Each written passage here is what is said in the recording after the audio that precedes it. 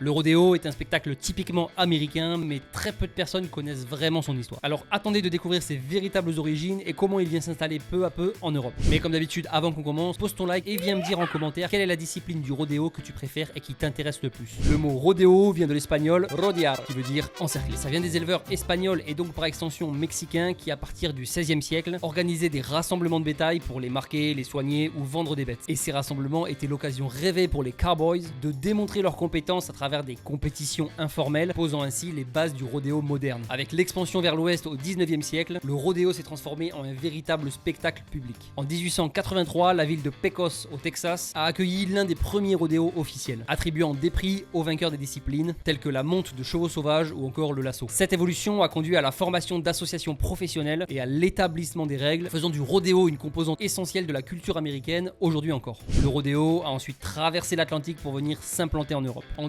1971, le premier événement officiel de rodéo européen s'est tenu à Berlin en Allemagne, sous le nom de Rodeo USA. Cette initiative a ensuite conduit à la création d'associations qui veulent promouvoir et organiser des compétitions de rodéo sur le sol européen. La demande de rodéo en Europe est grandissante, avec son lot d'épreuves très variées, alors allez voir les spectacles que vous trouverez autour de chez vous. Ça vous fait un bel événement et ça soutient le développement du rodéo en Europe. C'était la Reine Necri.